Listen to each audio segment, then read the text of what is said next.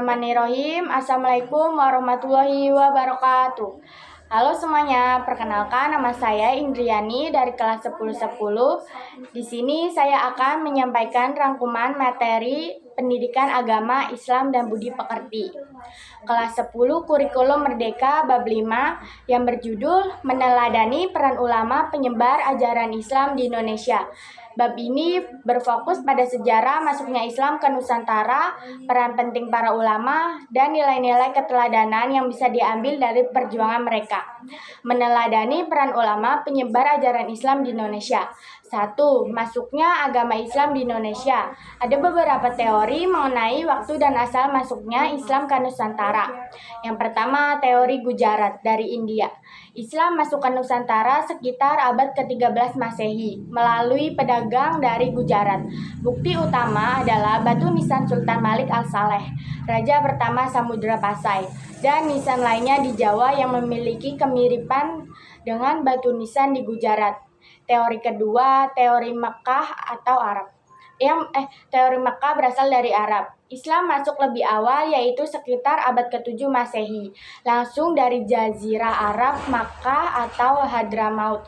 Teori ini didukung oleh adanya perkampungan saudagar Arab di pantai barat Sumatera pada abad ke-7.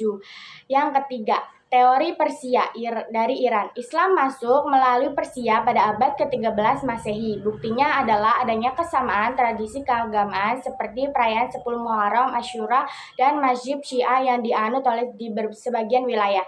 Teori Cina. Islam masuk dari Cina dan didukung oleh adanya unsur-unsur arsitektur Cina pada masjid-masjid kuno, serta dugaan bahwa beberapa wali songo memiliki keturunan Cina.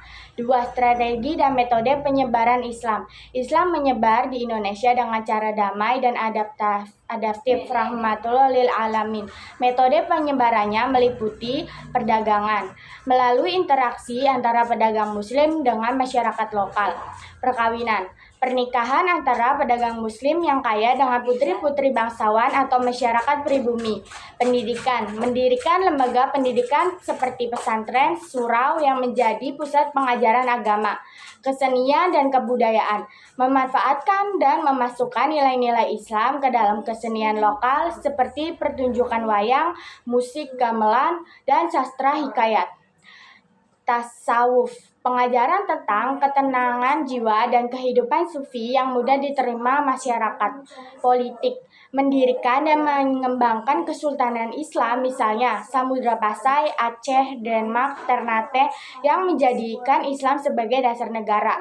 3. Pesan dan keteladanan ulama, wali songo. Ulama adalah pewaris para nabi dan memiliki peran sentral dalam penyebaran Islam. Di Jawa, peran ini diwakili oleh wali songo, 9 wali, yang merupakan tokoh-tokoh sentral penyebar Islam pada abad ke-15 dan ke-16 Masehi.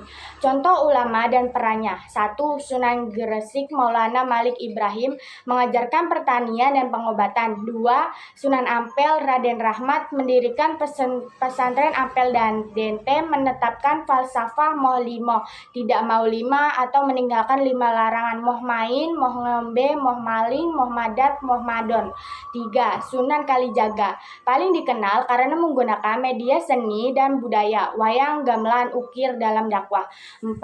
Sunan Kudus menyebarkan Islam dengan toleransi, misalnya tidak menyembelih sapi untuk menghormati penganut Hindu. 5. Sunan Gunung Jati Syarif Hidayatullah menyebarkan Islam di Jawa Barat dan mendirikan Kesultanan Cirebon. Keteladanan yang dapat diambil adalah 1. Kesadaran dan kerendahan hati, meskipun memiliki kedudukan, mereka tetap hidup sederhana. 2. Semangat berdakwah dan toleransi, gigih menyebarkan Islam namun tetap menghargai budaya dan kepercayaan lokal. 3. Semangat mencari ilmu, mereka adalah ulama yang berilmu tinggi dan senantiasa mengajarkannya. 4. Kreativitas dan adaptabilitas, mampu menggunakan berbagai media, budaya, seni, politik untuk berdakwah. Kesimpulannya adalah perkembangan Islam di Indonesia adalah kehendak Allah Subhanahu wa Ta'ala yang dijalankan melalui peran strategis para ulama dengan meneladani perjuangan dan sikap para ulama ini. Umat Islam saat ini diharapkan dapat melanjutkan pembangunan peradaban Islam di Indonesia yang moderat, tengah-tengah, toleransi, dan menjadi rahmatan lil alamin, rahmat bagi seluruh alam. Sekian video dari saya. Bila ada kekurangan, mohon maaf. Wabillahi taufik wa hidayah. Wassalamualaikum warahmatullahi wabarakatuh.